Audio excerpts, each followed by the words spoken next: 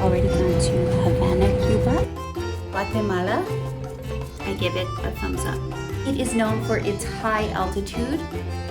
As always, I commuted back to Miami the day before I was scheduled to work. It is 5:45 a.m. I woke up at 2:45 a.m. Sun isn't even out.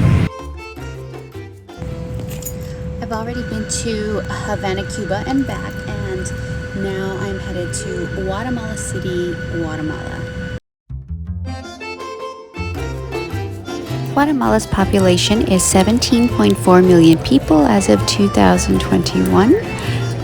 The capital of Guatemala is Guatemala City, with a population of about 3 million people. There are more than 30 volcanoes in Guatemala. Guatemalans invented the first ever chocolate bar. The Maya people worship the cacao tree. They call the chocolate the food of the gods, and they believe that chocolate holds incredible nutritional benefits like reducing blood pressure. Today, Guatemala is a mass producer and exporter of chocolate products.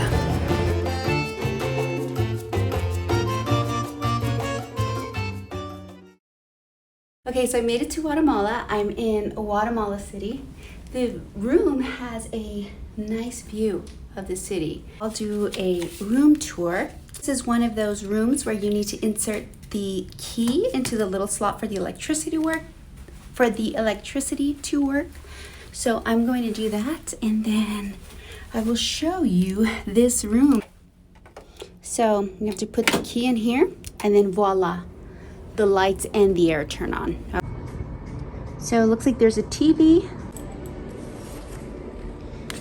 Café Cascajal. It's from here. I'm not sure what this thing is for. Not quite sure.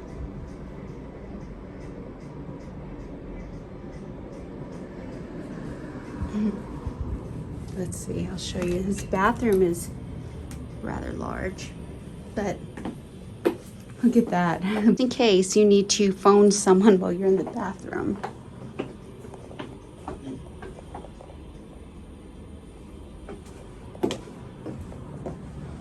Then we have a big closet.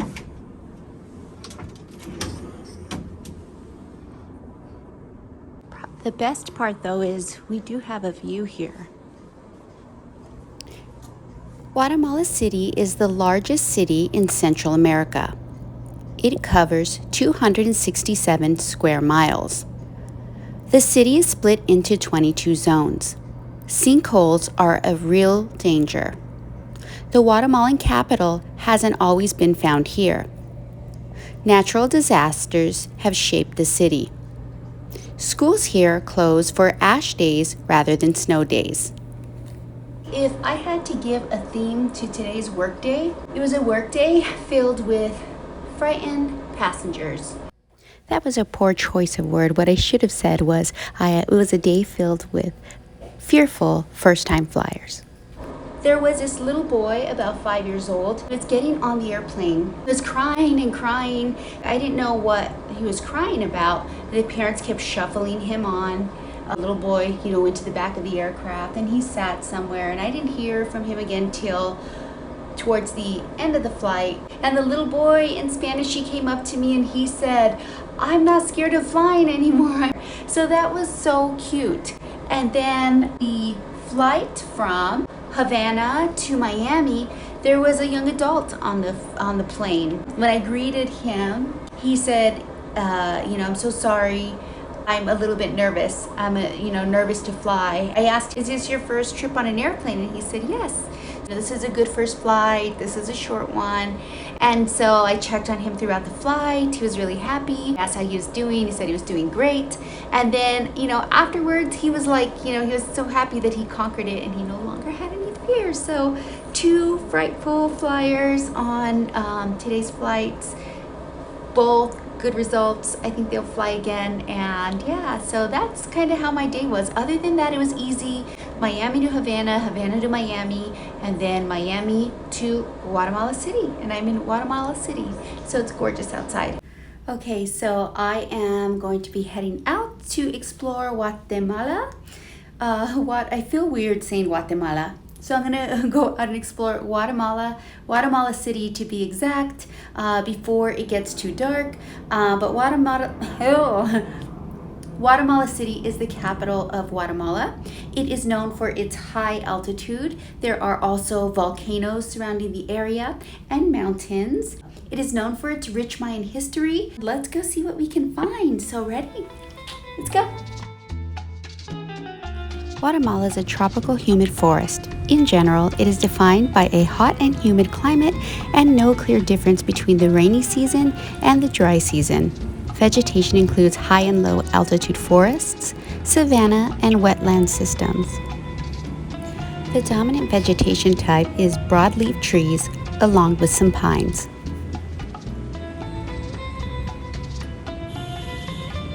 The Mayan Empire, centered in the tropical lowlands of what is now Guatemala, reached the peak of its power and influence around the 6th century AD.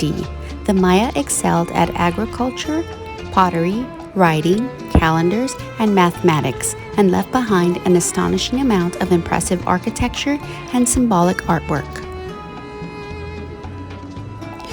The item on the far left is a Chiapas funeral mask. It was found in Chiapas, Mexico, and it is from the late Classic period, dating from around AD 600 to 500.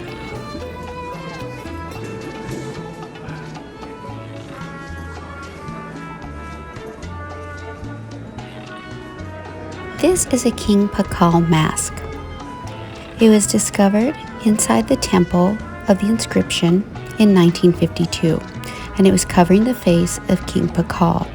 The body was prepared for burial, and it was covered with a treasure trove of jade, ceramic, and mother of pearl. Ceramic vessels nourished in both life and death. They held food and drink for daily life, but also offerings and dedicatory cash and burials, which range from the simplest graves to the richest royal tombs. All Maya pottery was built by hand as opposed to on a potter's wheel.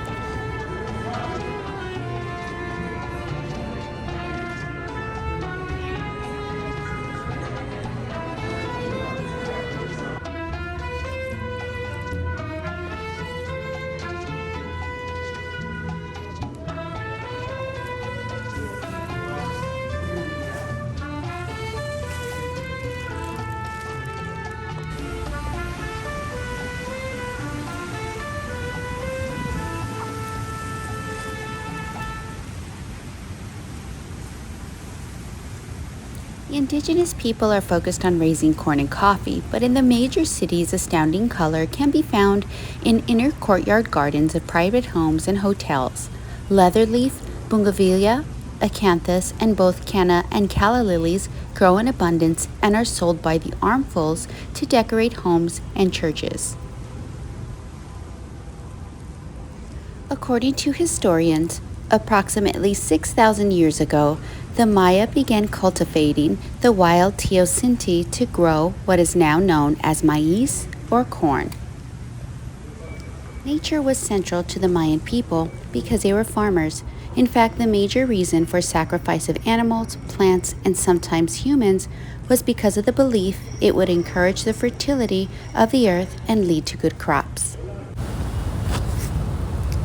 So I was going to walk to Plaza Española, which is only about a quarter mile away from me. But when I asked the doorman if there was a walking path there, he said no, it wasn't really safe at this hour. There's a lot of traffic. It started to sprinkle. He advised me to take a taxi. So I decided to just kind of explore what was around me, and I stumbled upon this little treasure. It's a garden. So it's a jardín. I saw a sign for jardín. I knew that meant garden. So I walked around here and it's really gorgeous. So it's quiet. There's no one in here. It's cold though. There's this breeze blowing, but yeah, it's beautiful.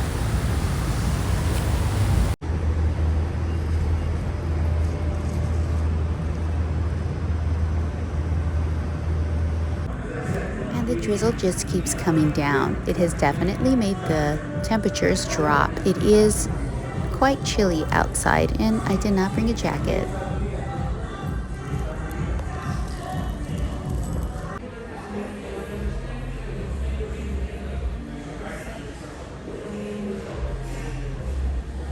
It's rainy and cold outside, so I popped to this restaurant and ordered a sopa de tortilla.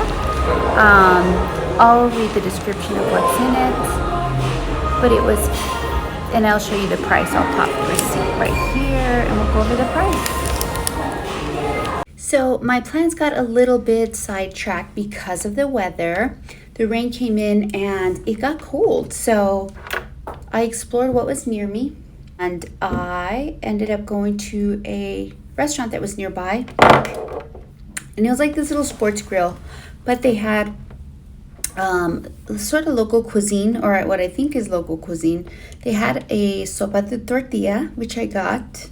And it says served with aguacate, so avocado, tortilla strips, and cheese. The price for my soup was 50 Guatemalan, and I don't know if I'm pronouncing this correctly, Questal. I think I'll put the name of it here, but it was 50 of those, and I converted it to US dollars, so this was $5. So this is a tomato-based broth, the sopa de tortilla or tortilla soup. So this is just like the tomato broth, and then I have pieces of crispy tortilla to add in, and cheese. This looks like a local cheese. And then some diced avocado. So I will add that all into my soup and let you know what it tastes like. I also bought some chocolate, and they said the cocoa is from this region. And I know the Mayans liked cocoa, so I decided to try it. Let me get it. So it's called Chocolha. Milk chocolate with macadamia. It's with, they use Guatemalan cacao. It was made here in Guatemala. This was about $5 US. Okay, it's time to eat, so let me get my soup prepared. I've added my crispy tortilla chips. I am adding my diced avocado and my fresh cheese, and I'm going to stir it up.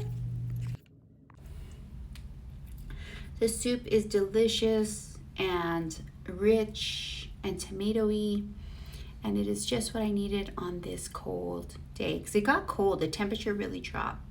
So good. This is so good.